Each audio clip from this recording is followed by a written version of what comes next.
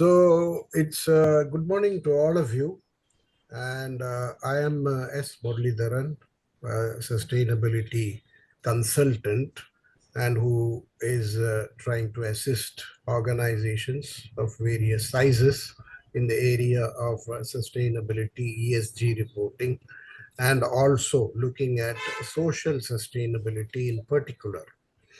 So today's discussion basically is on the requirement or the focus on the sustainability aspects to the MSMEs in particular, for the simple reason today any talk on sustainability focuses number one on large corporations or large companies, and it is something which cannot be achieved or which cannot be implemented or given attention to by small organizations, which is a myth. Second issue is that the challenges towards looking into the sustainability aspects appear to be complex and also demanding, that MSMEs in particular are not able to focus on the sustainability aspects, though when we look at it informally, many of those aspects may have been taken by the organizations. It is just the fine tuning which is required to strengthen that. Third is that when we look at the sustainability, obviously it is a cost factor, and many organizations, particularly in the MSME sector, feel that it is too costly for us because it is all by the big four and other people looking into the sustainability aspects, reporting, and various other requirements which are too challenging. And it is something which is difficult to surmount. So, this has been a detrimental factor in MSMEs in particular, not giving attention to the sustainability aspects or the sustainability reporting or demonstrating sustainability in organizations. But when we look at closely, it is something easily achievable. It is something which is useful. It is something beneficial to organizations in particular. And the changing trends, what we see world over, will result in organizations following the requirements, and which, though appears to be challenging, it can be taken care of over a period of time so that it benefits the organizations and also helps in building the resilience to the organization should there be any shocks. It could be economic shocks or environmental shocks or the social aspects, particularly looking at the aspect of just transition, which is being focused today.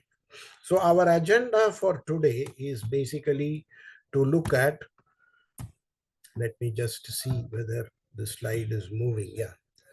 To look at the area of trade and sustainability, because many organizations today would not like to remain within their domains of expertise and have a very small market. Exports is being given focus, new products, new processes, and also to expand the markets across the world has been a driving force when we look at the trade aspect of it. Obviously, when the trade expansion goes on, the sustainability aspects needs to be taken care of, and that is where how it is relevant to the MSMEs we'll just quickly discuss. And fundamentally, to look at what is sustainability and what is it that an organization needs to take care of. So we need to define in simple terms and also to see what are those three pillars for sustainability. In today's context, when we look at the vocabulary, ESG is a common term, though it was triple E earlier, EEE. Triple E meaning that economics, environment, and ethics. Today we call it as environment, social, and governance, though everything means the same. So ESG is a buzzword today, and how these aspects could be taken care of within their organizations as practicable as possible, as the feasibility aspects taken into consideration, and also in an economical way. So that is what is the second point which we are going to discuss. And third is that the role of standards in the sustainability aspects. When we look at sustainability as a topic, any organization could demonstrate sustainability in their own fashion or look at it in a way which is convenient to them and focus on those aspects which are maybe relevant to them or which is easy for them to look at it. However, what requires is that a balancing which requires to be done of all the issues related to E, S, and G. So standards in a way help in looking at these aspects. So we will look at the role of standards in achieving sustainability. And once we are determined to go ahead with this, obviously comes the challenge for the MSMEs. How do we adopt it and how do we implement these standards?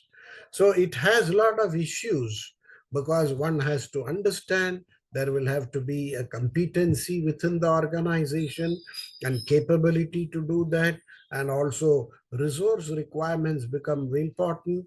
And it has to be something which is continuous. Otherwise, it is more of a ad hoc decision taken by the organization, and it is from nowhere we reach a peak and immediately we slide down. So that should not be the situation in MSME. So how do we maintain and also improve the systems and processes within the organization addressing sustainability is of paramount importance.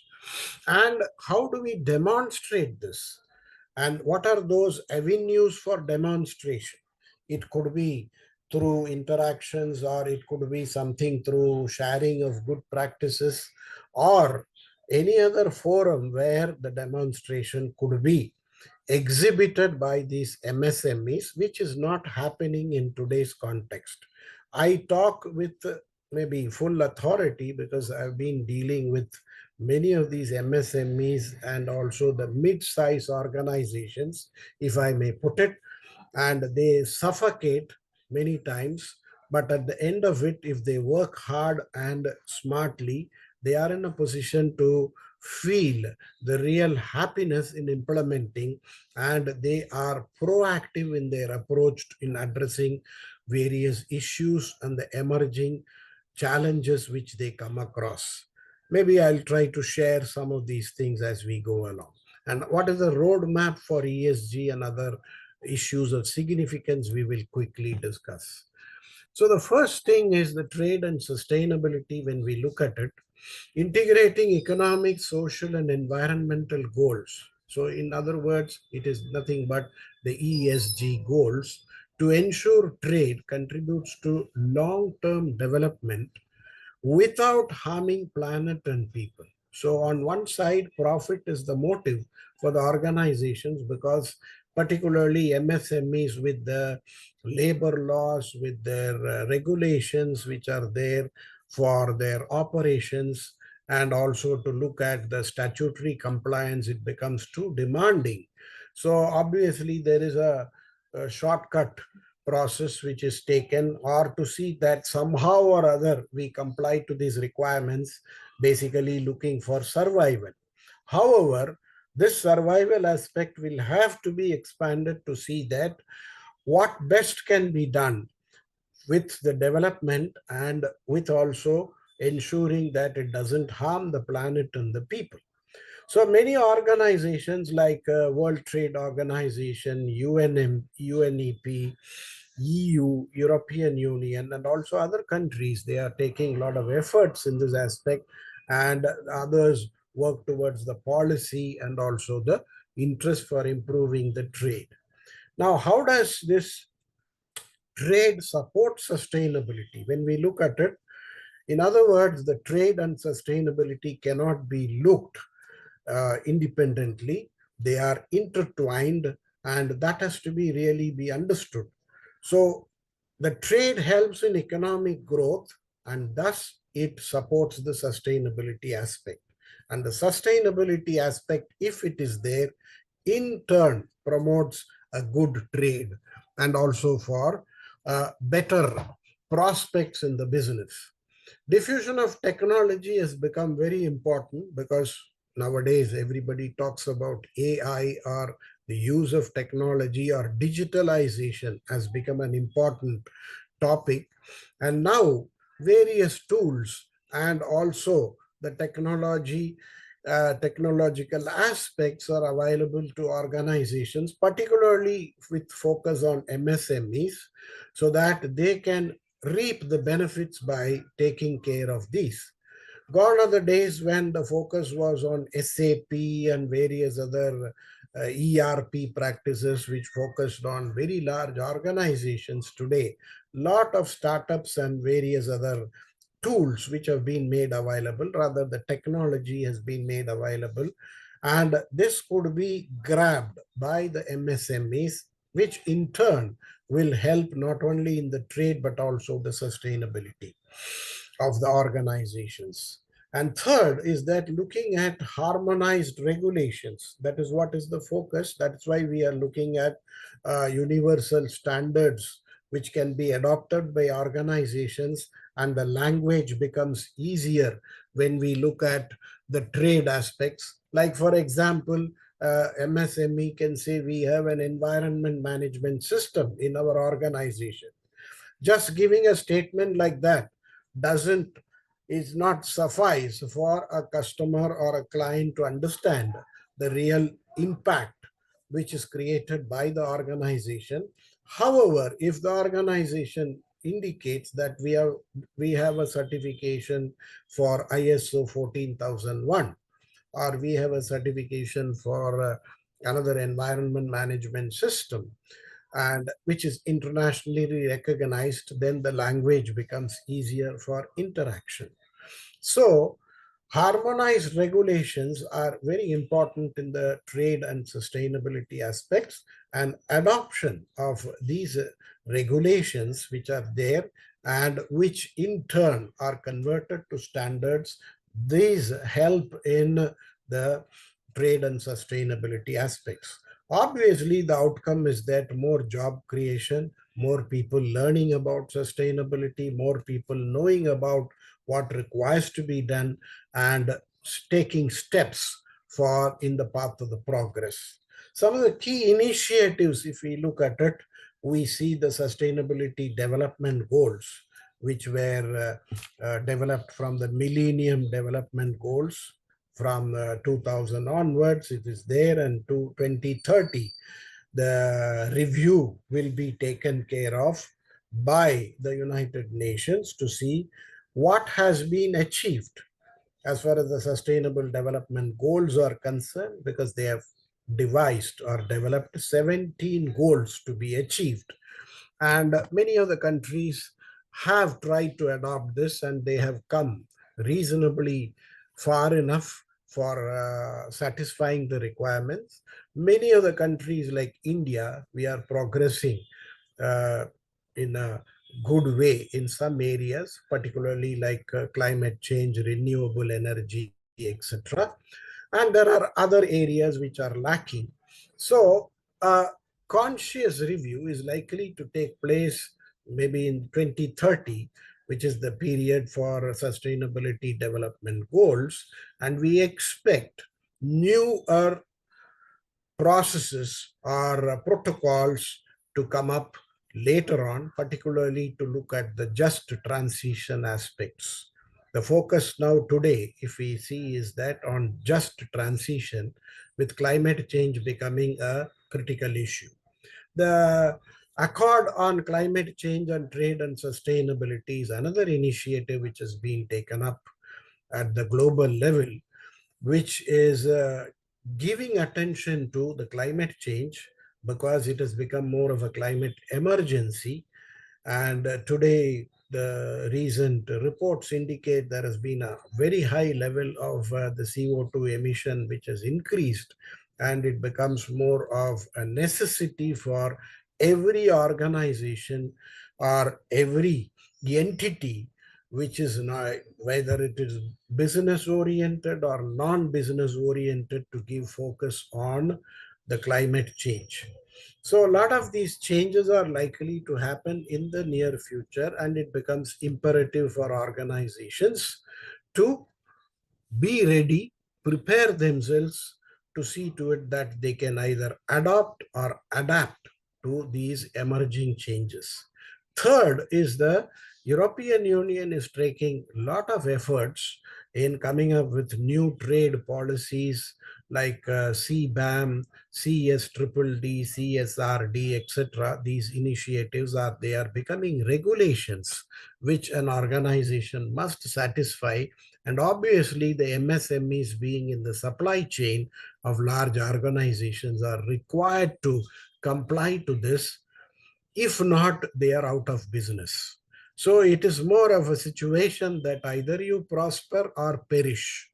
So what becomes important is that everyone understands, appreciates the aspect of sustainability, and start adopting these requirements.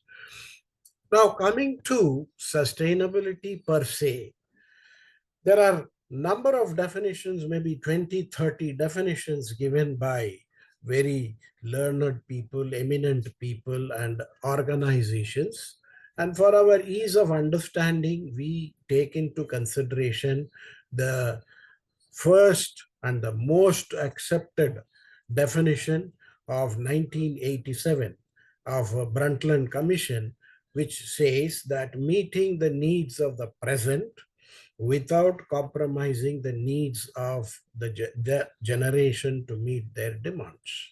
So when we look at the meeting the needs of present, be it air, water, land, resources, minerals, whatever be the resources which are there, biodiversity aspects, and everything to be taken into consideration for our own prosperity, our own development, that the societal development and global development. But one aspect which is being given as a rider or as a mandated requirement is that not to compromise with the needs of the next generation. This is what maybe Mahatma Gandhi indicated earlier. Someone has to meet their need, not the greed. So it's a common saying which we see when we discuss sustainability. So when we look at the definition of sustainability, there are two important terms which come: meeting the present needs. So obviously, we need to take into consideration the availability of resources, be it human resource, be it a mineral resource, be it a land resource, or any other financial resources for that matter, everything taken into consideration, the present day needs. Second thing is, it is not that we are quenching our thirst for today or filling our stomach for today, but looking at the long term viability. So organizations need to sustain themselves over a period of time. So it becomes mandatory on the part of the organizations to have strategies, ideas, innovations to see to it that they are in a position to keep pace with the changing developments. So, looking at the simple definition of sustainability, we look at the three pillars which are important, as I discussed little while ago, which came up as a triple bottom line approach for organizations, what we call as the economic, environmental, and ethical aspects, which came way back in 90s and which has got itself developed to the environmental, social, and economic pillars. In other words, the economic pillar was the only pillar earlier. That is, the motive of the organization was to make only profits. An organization exists only to see to it that it is in a position to satisfy the needs and expectations of shareholders. From that definition, which was prevalent in 1925. When we look at 100 years forward, the definition has changed. It is not only the economic prosperity which has to be taken care of, the organization is to take care of environmental sustainability and the social sustainability aspects, what we call as the non-financial requirements of the organization. It is not good to have a very good balance sheet of profit and loss, but obviously we need to look at the natural capital also and the human resource capital also to be given into consideration to see that the organization is sustainable. So interconnectedness becomes very important. In other words, that economically the company may be doing well in the share market or stock market, and they may be reaping a lot of profits and benefits. However, if they are too damaging to the environment or not taking care of the social expectations and issues, obviously the organization is considered as not a good corporate citizen, or it is sometimes getting termed by the activists and stakeholders as a rogue organization. So what becomes important is that to balance the environmental, social, and economic issues for true sustainability, and they must be in balance to build trust. So nothing can be now looked at in isolation, and we have to have an integrated approach to see to it that the sustainability aspects are taken care of by organizations. Now, when we come to the demonstrating the sustainability or the how and what requires to be done for MSMEs to say that yes, we have taken care of sustainability aspects. We are in a position to demonstrate the sustainability aspects, and we will continue to do so in the days to come. And it is not a one-time wonder which we have done, but it will continue for maybe years together or in the near future. What becomes important is that to see to it that those material issues, what they call in sustainability terminology, or those critical and important issues have been identified, taken care of by organizations, and it can be demonstrated over a period of time. So to take care of these aspects, the standards become very important.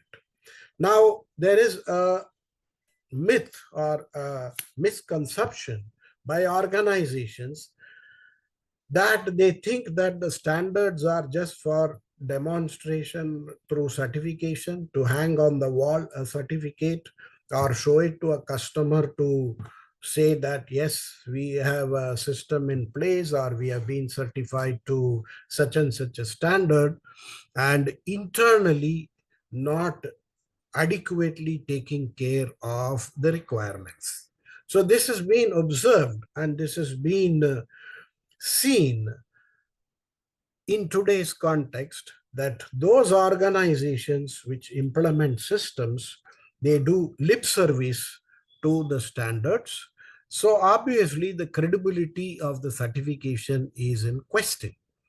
And what has to be understood here is that the intent of addressing the role of the standards is that to see the organizations take care of the risk reduction process, meeting the stakeholder expectation, and also to see to it that there is a mutual trust which is built between the organization and maybe the society and the customer, the regulators also, to see to it that they can be considered as a sustainable organization. So, to assist this process, we have various national and international standards like our BIS certification or ISO certifications, which are there, or even other certifications which are coming up, maybe sector related, process related, or organization related. There are various standards which have emerged and which are still emerging to satisfy the respective industry or the respective country or the respective processes which happen in various organizations. Now, we have in this process, the early emergence of these standards was seen as a code of conduct. The code of conducts were developed by certain multinationals to see to it that their suppliers follow the requirements which the organization themselves follow to a reasonable extent, to see that there is a reduction of risks when they deal with such organizations. For example, if we look at a child labor issue, the child labor issue was very common in textile industries maybe 20 years ago, or a forced labor issue. Now, with the code of conduct, the behavior of the organization has to take into consideration to see to it that they don't employ child labor, they don't force the workers to do the work. So, thereby, the processes get developed, the monitoring is done, the system is built to satisfy these requirements, and they get either audited or verified to see that things are in place and things have not got derailed over a period of time. So, such sort of codes of conducts have been developed by various organizations. If we see Marks and Spencer's code, or a food company has a code, and maybe an engineering company has a code of conduct. IKEA, for example, a furniture manufacturer, has a code. So there are multiple codes which have emerged over a period of time, basically to satisfy the company's requirements. However, many a times what was happening was that a conflict between the codes of conduct. Suppose a company is serving customer A and customer B. The customer A, the code of conduct and the code of conduct of customer B may be sometimes conflicting in some issues, which may be acceptable to A, may not be acceptable to B, or vice versa. So this has resulted in harmonization or bringing in universal standards to see to it that it is accepted by people across the world, industries across the world. And that was the birth of these ISO standards like 9001, 14001, or 45001. We have for food safety 22,000, information security is 27,000, various standards. So proliferation of ISO standards were seen as a means of taking care of addressing these sustainability aspects. And there are also other regulations and standards, sector specific standards, which have come up, which an organization has to take into consideration to be in the trade, to be as a process to demonstrate sustainability to the society at large.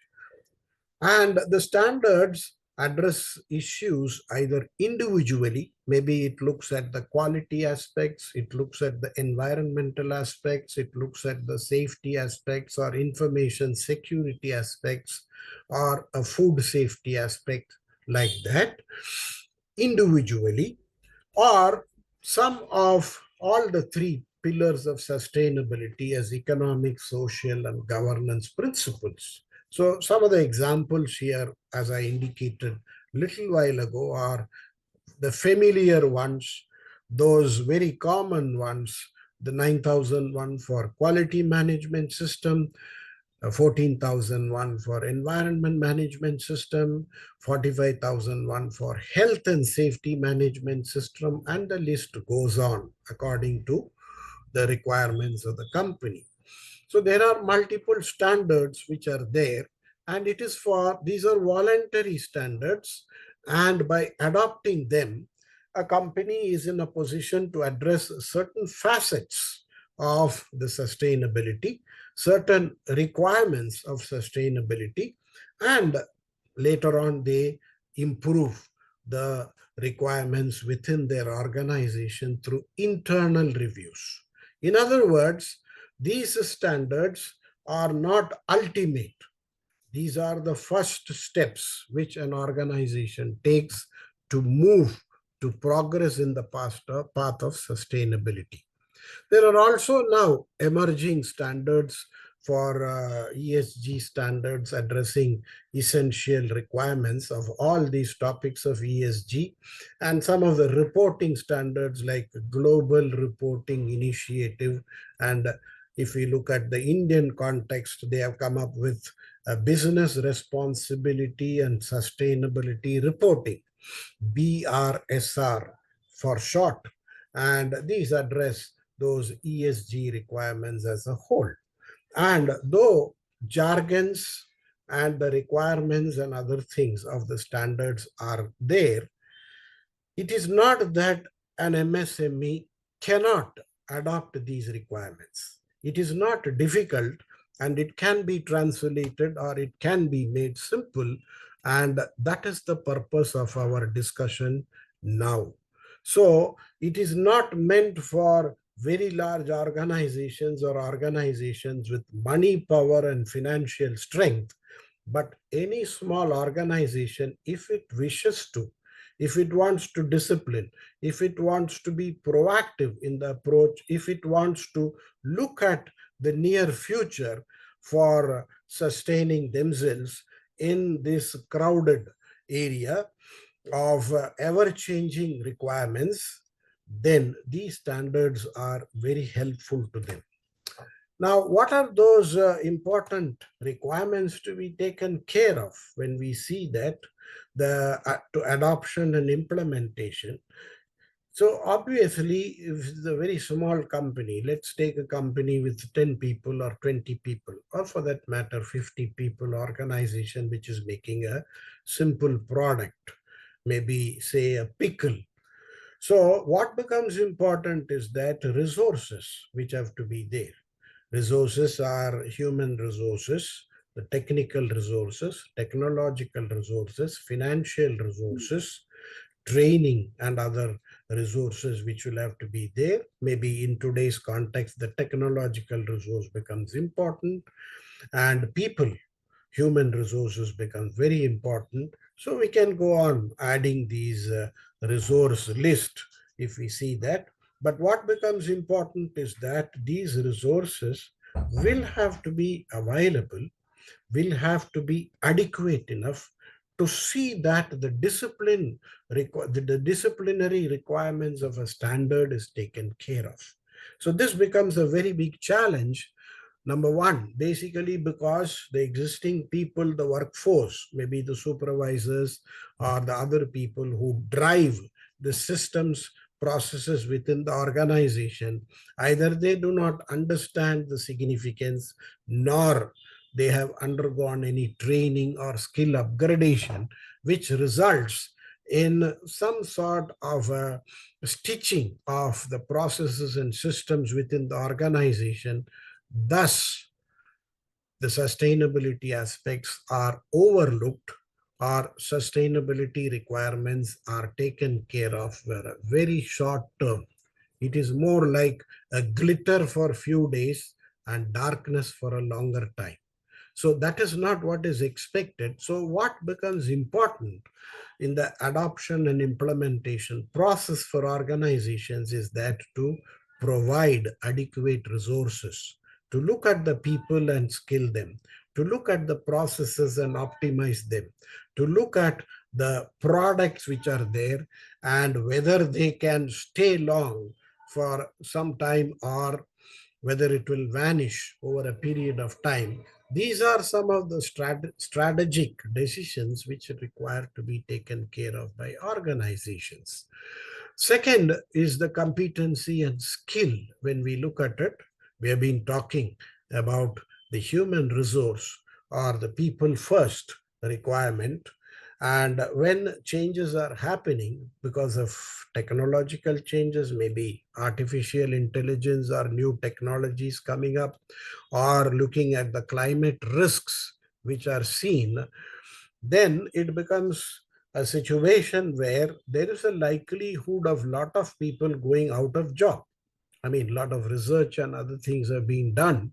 So one of the requirements which have been specified in most of these analysis and most of these research is that the competency and upskilling is mandated.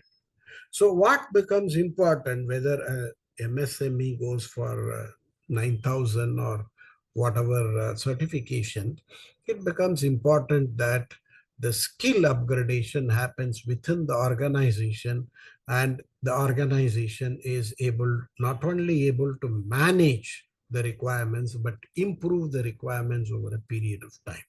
So constant training and constant upskilling becomes very important for organizations. Otherwise, it becomes a short lived story with the organization as far as the sustainability story is concerned for organizations. So, that is why we emphasize or we talk about the systemic approach in addressing sustainability.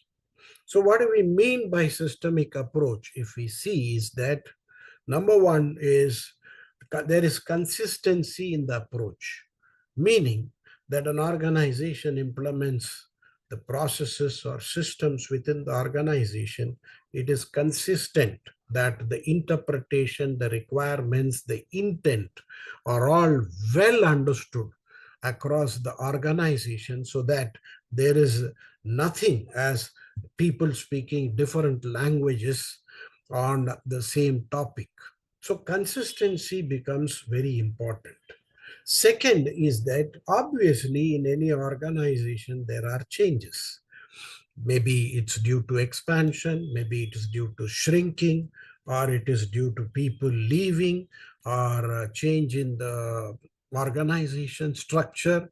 Many changes may happen, but still that robustness of the system must be there to see to it that the continuity is taken care of.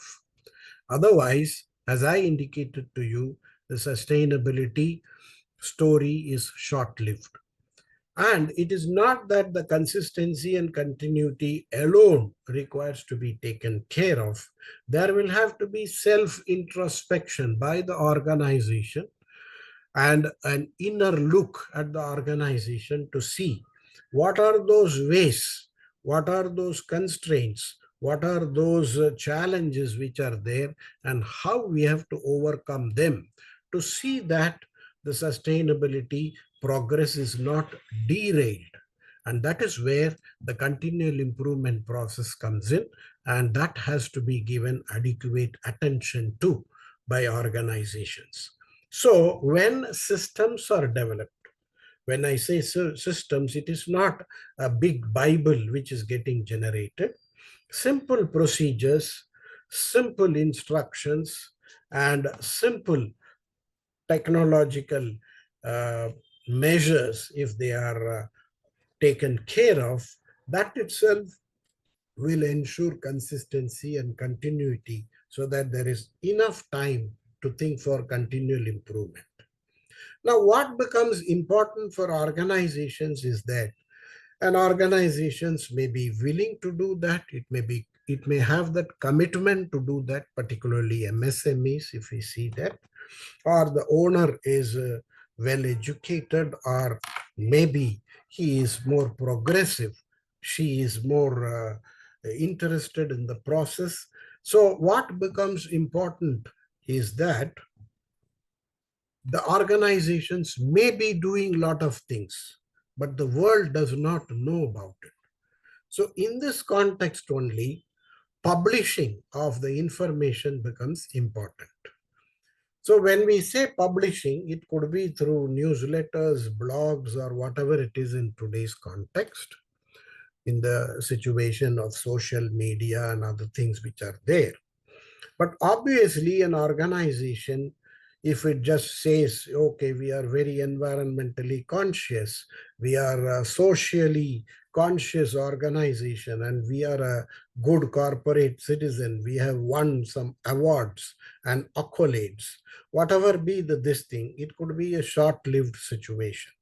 How does the organization ensure continuity of the process and looks at the continual improvement requirement? And that is where the certification comes in.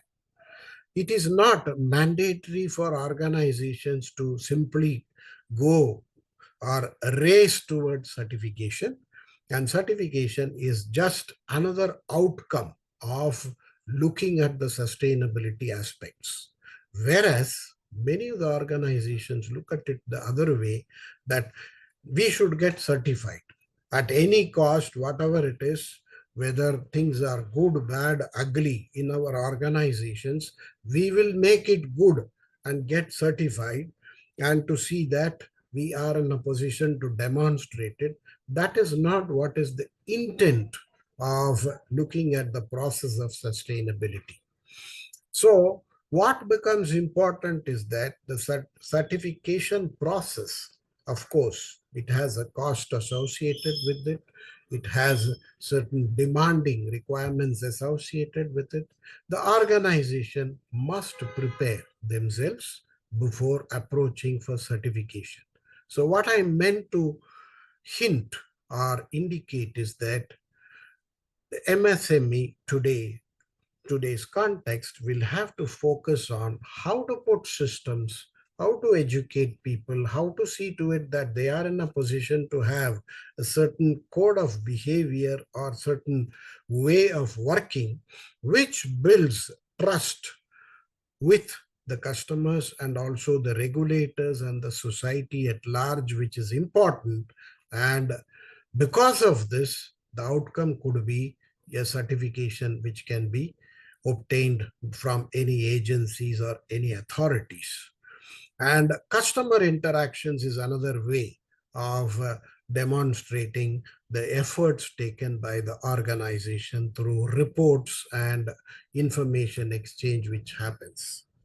Now, when these avenues are, Murli, yeah, yeah, we are now at 10:50 almost. yeah, So 5 more minutes. Yeah, all right. Okay. Yeah, yeah.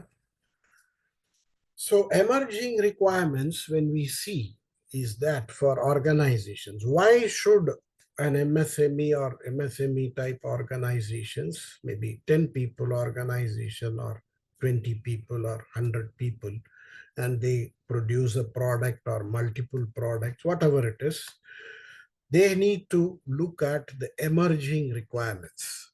If enough attention is not, these are all those signals which come, and if they don't pay attention to these, then it becomes a chaotic situation, or it becomes a situation where an entangled situation where organizations may find themselves in the sea. So climate emergency is becoming very important. So it becomes, whether you are small, big, or medium, the climate change impacts all of us, and it becomes important for organizations to look at climate policies and also address them. The transition, which must be fair, public support and climate action, which has to be taken into consideration. Obviously, whatever the efforts which are taken will have to have a linkage to the sustainable development goals. It is just a mapping which requires to be done. Whatever I have done can be linked to one of the goals, 17 goals of the sustainable development. If that can be demonstrated, obviously through certification and all those processes which we discussed, it becomes beneficial for the organizations. People-centric approach, particularly the vulnerable communities which are there. It could be migrant worker, it could be a worker, casual labor, or women workers who work. All these communities will have to be taken care of. So inclusive approach is something which is demanded by sustainability. And upgrading skills and new skills for reasonable smooth transition is just we discussed little while ago. And not only that, the overview of other related issues are being looked at. For example, business ethics, anti-bribery, anti-corruption policies, and the corporate social responsibility, etc. These issues are becoming prominent, and what is expected is that focus is given on these than only to profits. So, in other words, sustainability aspects cannot be looked at as something which gets done with financial leftovers. What becomes important is that to take care of this as a part and parcel for business continuity of organization. So, what is a roadmap which can be made by an organization? Simple roadmap is that sensitization and training on sustainability. That's what we are trying to do in this interaction. If we see that the skill and reskilling we have been emphasizing again and again, system implementation and monitoring. So we looked at some of these standards and the protocols which are there, which could be used as a part of the roadmap to move in the progress of sustainability. And finally, the certification for continual improvement is something which is a stamp of approval which comes from designated authorities to see to it that the organization moves forward. And it is not the question of whether, now, when we look at it, should we look at sustainability at all? If a question is asked, it is not the question of whether, it is the question of when. So it can be tomorrow, or it can, if it is after 1 year, things may change for in a drastic manner as we see the tariffs are changing and various other issues, economic shocks are being felt. So it becomes important that as early as possible, it's better to take sustainability as a focus within the organization. So, just to give the example, tariffs and economic shocks we are seeing, the recent changes in the American regulation, etc. New regulations are coming up. For example, CSDDD, Corporate Sustainability Due Diligence Directive, Corporate Sustainability Reporting Directive, voluntary sustainability reporting for SMEs, particularly if you see that. These are all European legislations which are coming, and any company in the supply chain will have to mandatorily satisfy them from 2026 onwards. So these are all the near future challenges which organizations may face, and it becomes imperative for organizations to prepare themselves. Of course, the stakeholder issues are there, with the workers demanding wages, the civil society demanding openness, the employers looking at profits, the government looking at compliance. All these new regulations, other things are coming up. So what is important is to building trust through demonstration. So no greenwashing. When we say greenwashing, means just decorating the reporting and other things and showing it to people, that will not work for a longer period of time. So no greenwashing. And if things are not taken care of properly, there are likely to be penalties and sanctions, particularly in the European legislation is enforced from 2026. And of course, there are other challenges, as we discussed about the climate change, the societal expectations, etc., etc. So when we look at one side of it, it becomes too challenging, too demanding, and too difficult to enforce or follow the requirements. But this provides opportunities to build the organizational resilience. So when we look at the business case, new markets are emerging, financial opportunities are available now, human-centered business model will have to be taken care of, inclusive practice which we discussed, everybody is taken without no one being left behind. And production process resource efficiency, circular economy, and new topics are coming up, alliance with the stakeholders, taxes, subsidies, and regulations are changing. So these will have to be all taken care of as a part of sustainability. So from challenges to change, what are those issues? We require the data inadequacy to be taken care of, impacts on the society to be addressed, ethical issues, ineffective coordination amongst groups must be eliminated. All these things happen when we put the sustainability into focus through systems. So EU, for example, just transition has mobilized $55 billion in most affected to alleviate economic impact, and the funding is being done to the tune of euro 27 million. So just transition scheme is with a budgetary guarantees there by EU, a new public sector loan facility. So this is just to give an idea how the landscape itself is changing in the area of sustainability.